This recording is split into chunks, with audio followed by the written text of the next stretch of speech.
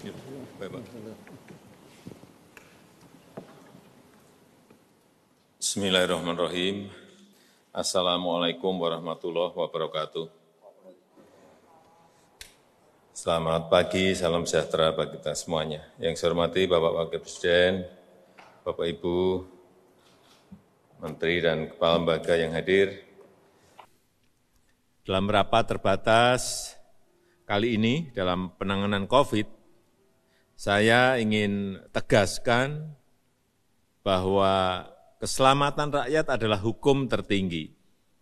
Dan pada masa pandemi ini telah kita putuskan pembatasan-pembatasan sosial, termasuk di dalamnya adalah pembubaran kerumunan. Oleh sebab itu, penegakan disiplin untuk menjalankan protokol kesehatan harus terus dilakukan. Tidak ada yang kebal virus corona. Semuanya bisa terinfeksi virus ini dan juga bisa menularkan ke orang lain.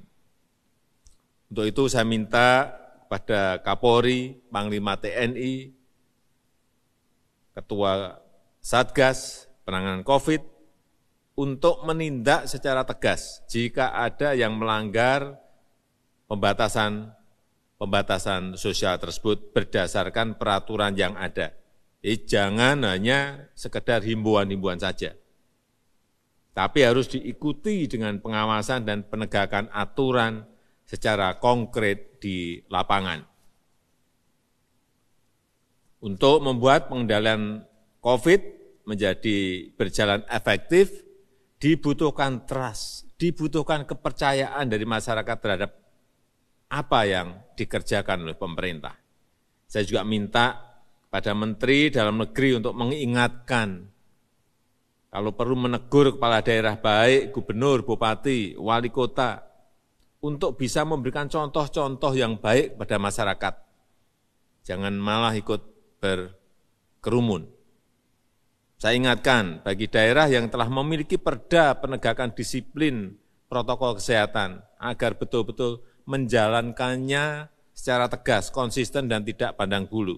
Sekali lagi, tugas pemerintah adalah mengambil tindakan hukum dan ketegasan aparat dalam mendisiplinkan masyarakat terhadap protokol kesehatan adalah keharusan. Keharusan.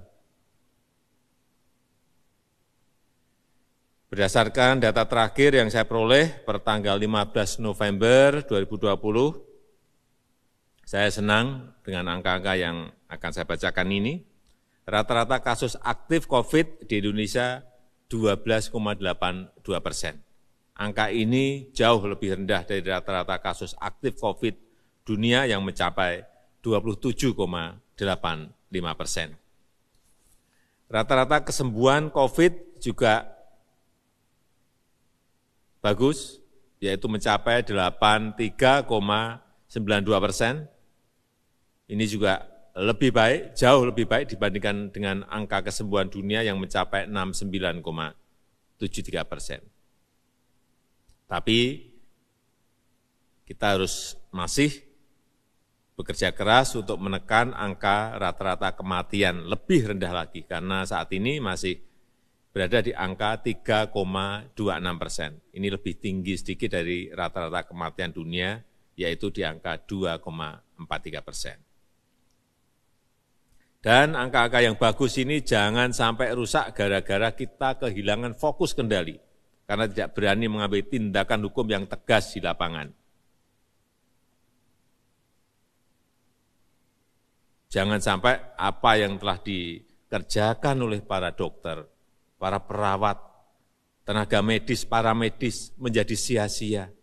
Karena pemerintah tidak bertindak tegas untuk sesuatu kegiatan yang bertentangan dengan protokol kesehatan dan peraturan-peraturan yang ada. Kita harus menghargai pengorbanan para dokter, perawat, tenaga medis, para medis yang telah berminggu-minggu bahkan berbulan-bulan bekerja keras menyelamatkan pasien dan tidak bertemu keluarga.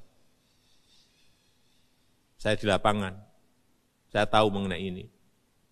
Saya juga ingatkan kepada Ketua Gugus Tugas, Ketua Satgas, penanganan COVID untuk terus melakukan pencegahan penyebaran COVID karena anggaran pemerintah yang keluar ini sudah berjumlah triliunan rupiah. Jangan sampai kita kehilangan fokus kendali dalam penanganan COVID ini. Saya rasa itu sebagai pengantar yang bisa saya sampaikan. Terima kasih. Assalamualaikum warahmatullahi wabarakatuh.